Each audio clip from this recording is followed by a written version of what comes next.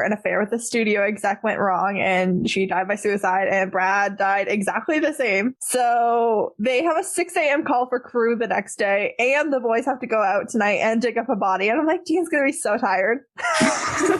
That's not enough sleep. 4 hours anyway, it's fine. It's okay, you can nap in the Impala later. He'll get 5 minutes, that'll be good for him. Exactly. While they're at the cemetery, Dean calls Sam a heathen for suggesting that they dig up Johnny Ramone of the Ramones. And nice Ramones reference. True. I guess. I don't know. Again, I feel like there's not enough Ramones in Supernatural. Well, this is the episode for that, apparently. Yeah. I'm surprised they're not, like, on the soundtrack more. There is a new studio producer guy, Jay, and he's still on the set. He is not loving the movie so far, even though he just said that he was. He says next time he's just going to direct himself. But the lights go off and he's left alone in the dark. Sam and Dean burn Elise's bones, and we get a very long shot of her body when they open up the grave. Like, I'd say a good 5 seconds too long. From what I remember, she was a very classily dressed corpse, though. Yeah, but like, they just really lingered on her body, and I was like, do we need to be doing that? Yeah, it was weird. It wasn't even sexy.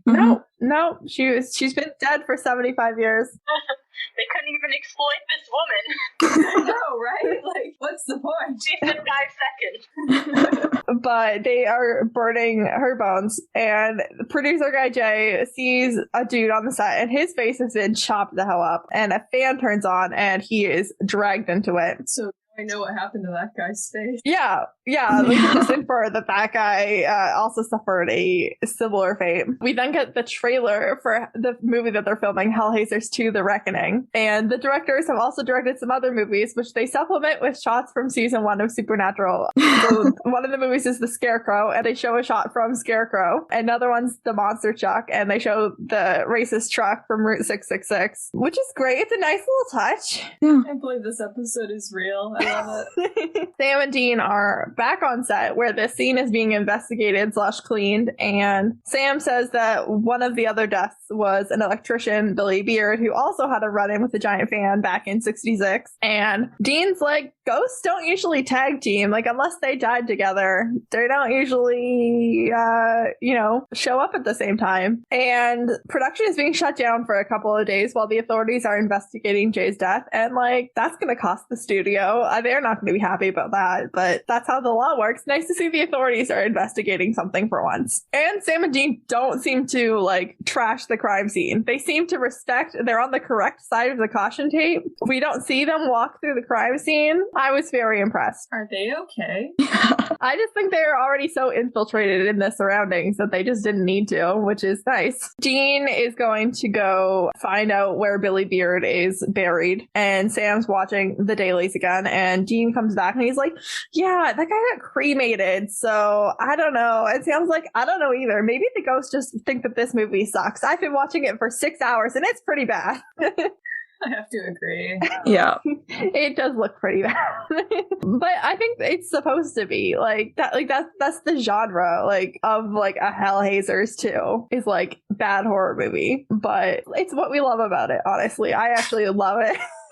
Sam does stop suddenly because the invocation that Tara is reading is the real deal. It's a necromantic summoning ritual in Enochian. It should not be in a Hollywood movie.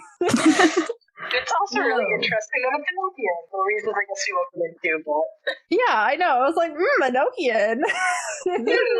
It's going to be significant later. Even though it doesn't sound like Enochian later, it's fine. It sounds like Latin. Yeah, it kind of does. But Sam does specifically say that it's in Enochian because they go to visit Marty, the writer, and Marty's like, oh, that stuff? I didn't write that stuff. That was Walter. And Walter's so annoyed because he wrote the original script, which was called The Lord of the Dead. And they just like took parts of it and they turned it into Hellhaisers 2. So they get Walter's original script, and Dean deems it pretty good. And I trust his opinion on this.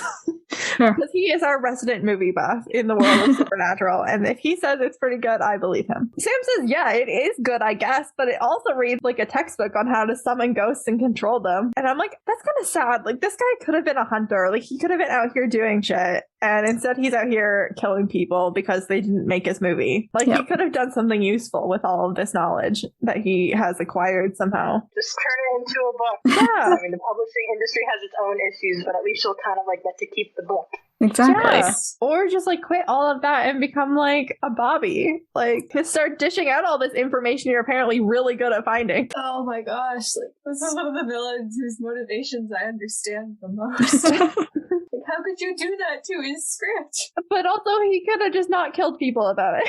True. He made his own decisions, but so did they. Marty and Walter are meeting on set, and Walter is very upset about how this movie is going. And Billy Beard is back with his chopped up face and his giant fan, but Dean shows up with his salt gun and blasts Billy Beard before he can kill this guy. Sam tries to appeal to Walter, and Walter like gets it. He's like, I know you're not part of this. If you leave Marty here, you guys can leave. Like, I don't have any problem with you guys. Like, you guys just showed up to work like 2 days ago. I don't even know who you are. Why are you here? Yeah, and Dean's like, we don't really like this Marty guy, but like it's really just on principle. We're not going to let you kill him. And I like when Dean relates to the villain. We had that with Tall Tales a few episodes ago. Like Dean really hit it off with the trickster. He's like, man, like you're funny and I get it. And I love that for Dean. Why did you have to kill people, though? All 4 of the ghosts appear and then disappear, and they start throwing things around, and stuff is exploding. They're then in the set of the house, and Dean makes a Die Hard reference. Everything I know about Die Hard I learned from Brooklyn Nine-Nine.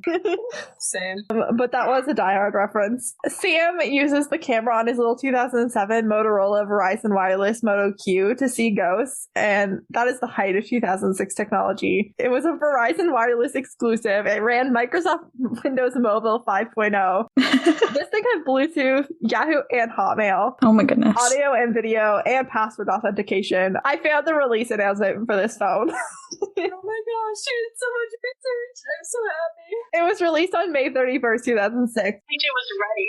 No, because I was like, what is this phone? And then I looked up, and like, you could see the Motorola logo, and you could see Verizon. And so like when I typed in Motorola 2006, I didn't find it, but then I typed in Motorola and Verizon, and this was a Verizon Wireless exclusive. You could only get it with Verizon Wireless. This might be the most blatant product placement in all of Supernatural. This is a Riverdale level product placement, because they literally came out on May 31st, 2006, and this episode came out in 2007. Like, this was a brand new phone when they were filming. I feel like out of all the episodes to have product placement, it would be this It one. would be this Absolutely. one. And I actually love Sam and Marty using the phone to spot ghosts for Dean. It feels kind of like a video game, and I really like it. I think it's really fun. This episode really like put the timestamp on itself. Yeah. But I love that. I do love that. Sam then goes to confront Walter, who takes like one look at Sam, and he's like, if I get in a physical fight with this guy, I'm not gonna win. So he just smashes the talisman after that very correct assessment. And Sam's like, ooh, I would not have done that. And that's when you know you've made a mistake. You done fucked up.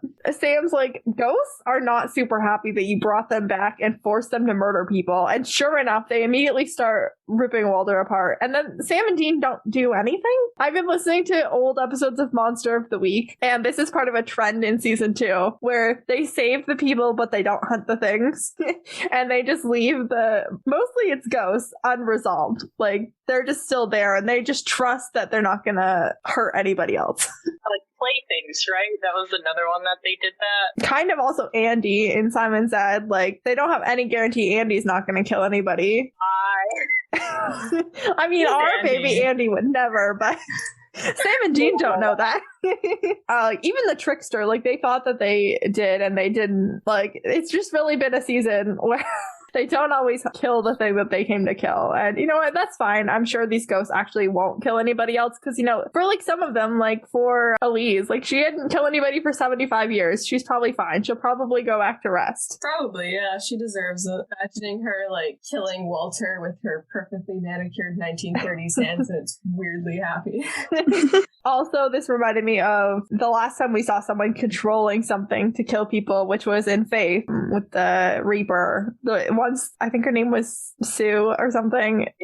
And she, like, as soon as she lost control of the Reaper, it immediately killed her as well. Like, things just don't like to be used to murder people. And people need to stop doing that. The next scene we then see is Mitch, and I'm sorry, this blonde girl, I didn't learn her name, but the actress is Alicia Percott Armstrong. Her characters in this are Ashley / Kendra. I'm not sure if her actor name is Kendra or her, like the character that she's playing in Hellhaisers is Kendra. I think she's Kendra in the show and Ashley in Hellhaisers too. But I think so. But either way, they're recreating the phone shooting like thing that Dean and Marty were doing. And Alicia was in Supernatural again in 2011 and also was in an episode of Psych. And then she seemed to have quit acting after that. Like those are her last 3 IMDb credits. She also played Sid Drew, aka the Pink SPD Power Ranger in Power Rangers SPD. So good for her. We love the Pink Power Ranger. Sam is not sure how to feel about Marty putting this scene into the movie, but that's fine. He's like, I don't know if I respect this or hate it, but it's somewhere in that range.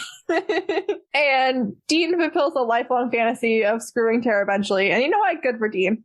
And you know what? Also, thank you, Supernatural, for once not making us watch. Like, Dean had sex with a woman and we didn't see any of it. And that's a good day for me. Sam and Dean then walk off into a sunset that is then revealed to just be a big screen. And Dean's like, I love this town. And I'm like, maybe I also love this town after all. Maybe I actually don't like not like this episode. In my head, I'm like, I don't know if I like this episode. But you know what? Maybe I do. On further reflection. I think it's amusing. It has its place. That insight, even of them walking into the sunset and then it gets like swept away. It's very like the ending of Blazing Saddles. And we see oh my god, I love Blazing Saddles.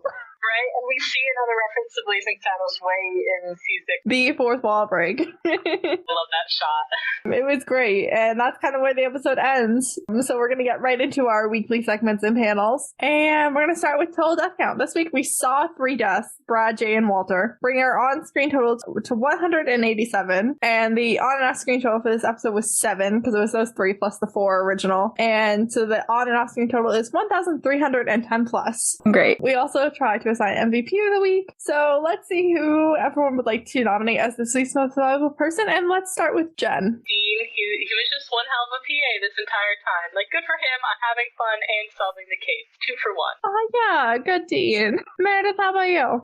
Because I think he was the one that came up with the phone thing, right? Yeah, Sam did come up with the phone thing with this cute little 2006 phone. That was pretty cool. And I was very proud of him for that. So I'm going to go with Sam. Amazing. And Moira, how about you? Ed and KJ here. Moira's audio cut out, but she voted Dean as her most valuable person.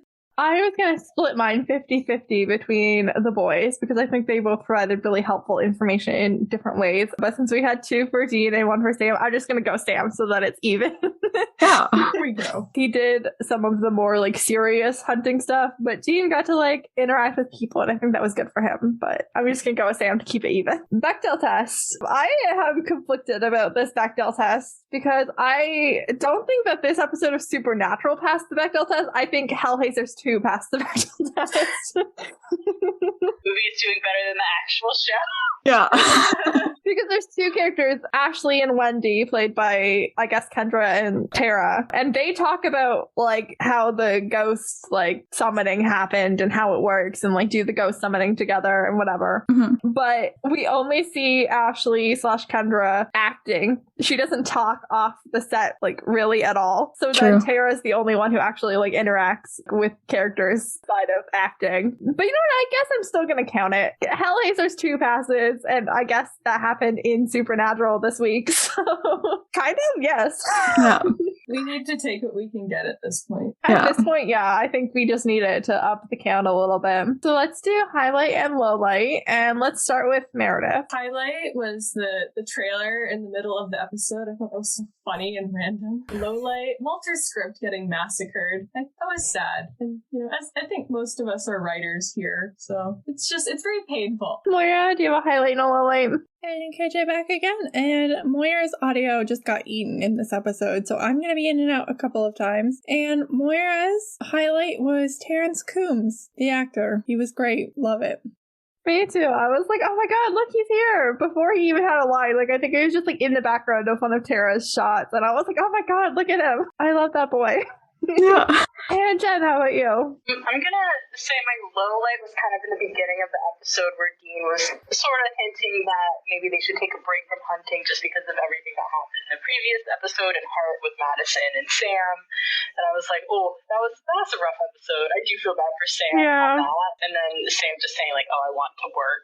And I'm like, Sam, no. And then the highlight, just like the entire B-plot, C-plot of Dean just being a PA.